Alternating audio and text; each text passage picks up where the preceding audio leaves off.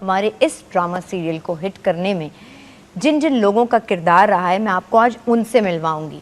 एक तो अर्तुगरुल गाजी और फिर उनके 3 दोस्त। तो मैं सबसे पहले आपको मिलवाने जा रही हूँ आज 3 दोस्तों से, अर्तुगरुल के 3 जंगजुओं से। अस्सलाम वालेकुम नईम, क्या हाल चाल है आपके? आप कैसे हैं? ठीक ठाक? मैं बिल्कुल ठीक हूँ।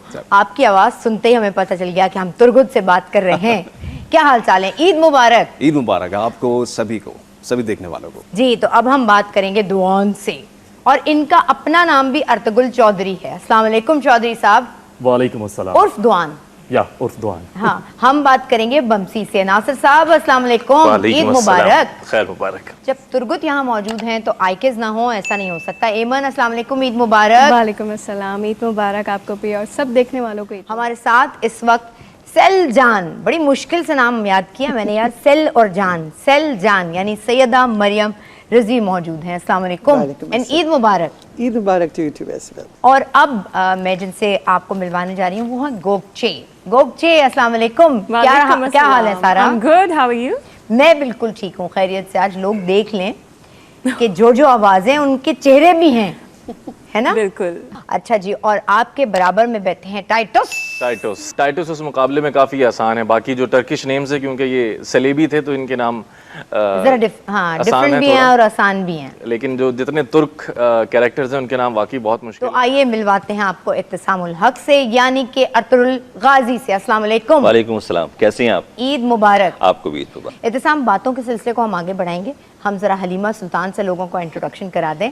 इस वक्त मौजूद हैं राबिया किरण राजपूत। अस्सलाम वालेकुम, ईद मुबारक।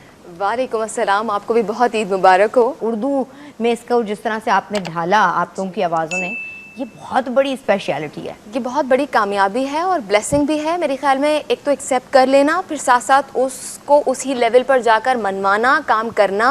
और वाहिद प्रोडक्शन है जिसका 100 नहीं बल्कि 200% सिर्फ और सिर्फ पॉजिटिव फीडबैक है। और मैं समझती हूँ कि इसकी वजह से जो डबिंग इंडस्ट्री को एक लोगों की मेरे ख्याल में नॉलेज में आया है ना कि ये एक इंडस्ट्री भी है, इसकी एक्सेप्टेंस। इस वक्त मैं आपको एक ऐसे ही कैरेक्टर से मिलवाने जा रही हूँ, सुलेमान शाह, जो कि महबूब सुल्तान कर रहे हैं। अस्सलाम वालेकुम और ईद मुबारक। खैर मुबारक। क्या हाल चाल है आपके? ठीक ठाक, बिल्कुल ठीक। सुने, इन लोगों के लिए, क्योंकि ये टीवी के चेहरे नहीं हैं, आप तो टीवी का भी चेहरा हैं, तो आपके लिए थोड़ा सा आसान था? मेरे लिए भी थोड़ा सा प्रॉब्लम था, मुश्किल था, क्योंकि मैंने कोई ज़्यादा डबिंग की नहीं है, लेकिन फिल्म्स की मैंने डबिंग्स की हैं जो, लेकिन जब हमने 1-2 एपिसोड किए हैं तो उसके फॉर्मेट को समझ के। ओह माय गॉड, ये हाइमा का रोल और फिर शीरीन अख्तर की आवाज़, कॉम्बिनेशन। अस्सलाम वालेकुम, ईद मुबारक। वालेकुम अस्सलाम शाइस्ता, ईद मुबारक टू यू एज वेल। जी, अब मैं बात करूंगी एक ऐसी आवाज़ से जो कि जब इस्लामी फ़िक्र का जिक्र होता है तो इनका नाम बड़ा, इस रोल का नाम बड़ा ऊपर आता है और बड़ा नुमाया नाम है। शेख अकबर भी कहा जाता है इन्हें सूफिया इकराम में। मेरे साथ मौजूद हैं इब्नुल अरबी, उर्फ कह दूं आगे शमशाद साहब। अस्सलाम वालेकुम, क्या हाल चाल है आपके? ईद मुबारक। वालेकुम अस्सलाम, आपको बहुत ईद मुबारक। आपके लिए इस कैरेक्टर को निभाना जब आपको ऑफर किया गया, कितना मुख्तलिफ था? जब मुझे ये किरदार सिलेक्शन मेरा जब इसमें हुआ तो हकीकत में मैंने ये महसूस किया कि कम से कम कहीं ऐसी कोई खामी ना रह जाए कि सुनने वालों पे कोई ऐसा असर पड़े कि इस बेहतरीन किरदार का कोई नेगेटिव, कोई हल्का फुल्का भी असर किसी के ऊपर पड़ जाए। चूँकि बड़ा मोटिवेशनल किरदार है, बड़ा पुरतक़द्दुस किरदार है। जब ये बोलता है, जब कहता है, तो उसके एक्सप्रेशन चेहरे के नूरानी होते हैं सारे के सारे। अच्छा, वैसे इत्तिसाम साहब, ये जो आपने कैरेक्टर अर्तुगरुल का किया, इतने सारे इसके इमोशन, ये आपको कैसे, ये कितना चैलेंजिंग था आपके लिए करना? मुझे ऐसा लगता है तमाम बातों को आप कुछ भी उठाए ना तो उसके पीछे कुछ लॉजिक होगी। अच्छा, ये ऐसा हो गया होगा या ऐसा हो गया होगा, लेकिन मैं आखिर में ये सोचता हूँ कि किसी की कोई साइंस नहीं चल रही थी, उधर लिखा हुआ, ये सिर्फ ऊपर लिखा हुआ था, ऊपर प्लानिंग हुई भी। जो कुछ हो गया, बहुत मेहनत की है, इसमें कोई शक नहीं है। डायरेक्शन हमें बहुत अच्छी दी गई इसमें भी। अच्छा, ये ताने जरूर पढ़ना शुरू हो गए हैं कि अगर हम बात कर रहे होते हैं, अच्छा नेचुरली भी ऐसे ही बात करते हैं, लेकिन अब आप किसी ने खास कैरेक्टर पे आपकी आवाज़ सुन ली है ना तो फौरन से रिलेट करना शुरू कर देते हैं। तो देयर लाइक हलीमा बनने की जरूरत नहीं है, वापस रबिया बन जाओ। Oh my God. Suleman Shah साहब, आपने तो हम लोगों को परेशान कर दिया। हर घर में घर का जो बड़ा है ना, मुझे लगता है कभी कभी मेरे अब्बा भी एक सुलेमान शाह बन जाते हैं, सचमुच नहीं, लेकिन इस रोल का सबसे अच्छा बेनिफिट आपको क्या हुआ आपकी शख्सियत में? बेसिकली मेरी शख्सियत अपनी जो है वो समझें कि मैं इसी तरह से कुछ अंदर से हूँ, बाप, पूरे कबीले का पूरे बाप। कबीले, ये वो स्पिरिचुअली जो उस किरदार की जो फीलिंग्स हैं जी, उसका बेसिकली कॉज मकसद सिर्फ सरदारी नहीं है, बल्कि वो अब इस्लाम का बोलबाला भी चाहता है कि मैंने हजूर सल्लल्लाहु अलैहि वसल्लम जो जिस कॉज पे, जिस पैटर्न पे ये ड्रामा बनाया गया है, जो बेसिकली हम लोगों में अवेयर, ये जिस, बल्कि आपको पता है कि इस रोल ने पीछे जख्म खाया हुआ था और वो अपना जख्म दिखाना भी नहीं चाहते थे, लोगों को बताना भी, अपने बच्चों से भी छुपाया हुआ था, सिर्फ इसलिए, सिर्फ हाइमा को पता है जी, सिर्फ हाइमा को पता है, और हाइमा पूछती भी हैं। जी शीरी साहिबा, बिल्कुल है ना?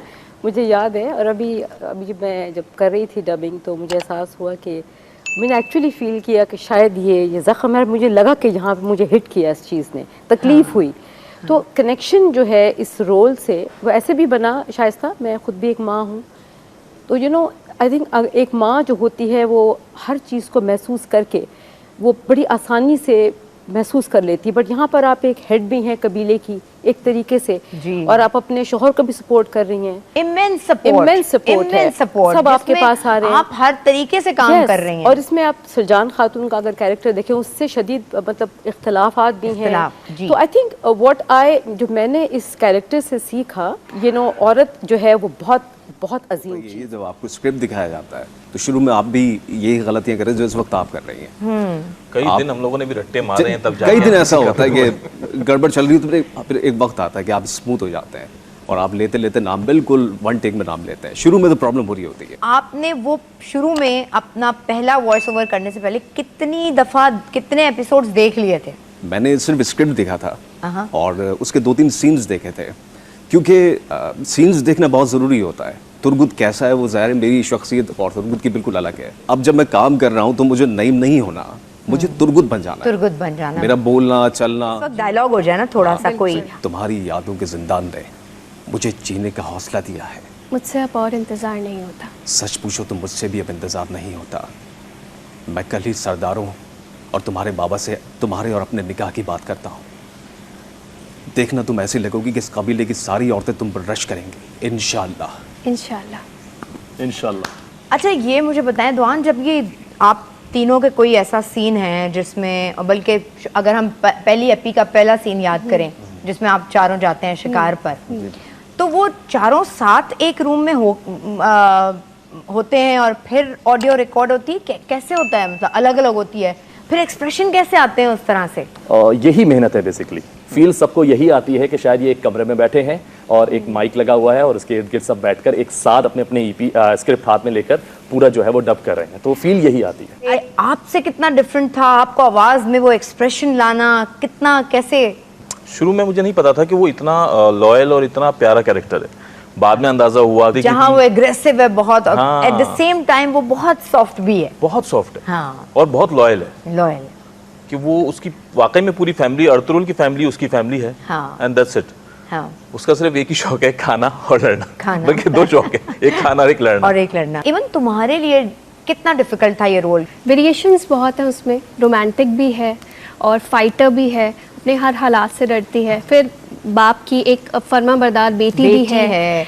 ऐसा था कि मैं अपने आप को ही निभा रही हूँ। हम इस रोल से अपने आप को क्यों रिलेट, क्योंकि हम जिस तरह की हमारी औरत, हमारी माँ, हमारी भाभी, हमारे घर में जो औरतें होती हैं उनकी वैल्यूज है ना, वहाँ भी वही सिस्टम है, इसलिए हमने बहुत जल्दी कनेक्ट कर लिया इन रोल से, बहुत जल्दी, क्योंकि हमें लगा हम आ रहे हैं, है ना। कितनी दफ़ा देखा था आपने ये रोल? ये किरदार यकीनन चैलेंजिंग था, इसको देखा और बस वो कहते हैं ना कूद पड़ो मैदान अमल में, और उसको जब आगाज किया तो उसकी सिवियरिटी का इतना अंदाजा नहीं था कि इतना जुनूनी या इतना ज्यादा, यू नो, बड़ा एक्सट्रीम कैरेक्टर है। और मतलब एक वो कहते हैं ना कि हर ऊपर से वो बड़ी काम और उस तरह लगती है, लेकिन वो अंदर इतनी भरी भी थी, और फुल ऑफ नेगेटिविटी थी कि बाद में उसने जिस तरह से एग्जैक्टली हमें पूरे कबीले को नुकसान पहुंचाया, शोहर की साख को नुकसान पहुंचाया, हर चीज। और बहन साथ साथ थी, बिल्कुल साथ साथ थी, लेकिन बहन को पता ही नहीं था कि बहन कर क्या रही है। बहन को जो कहा जाता था बहन वो कर देती थी।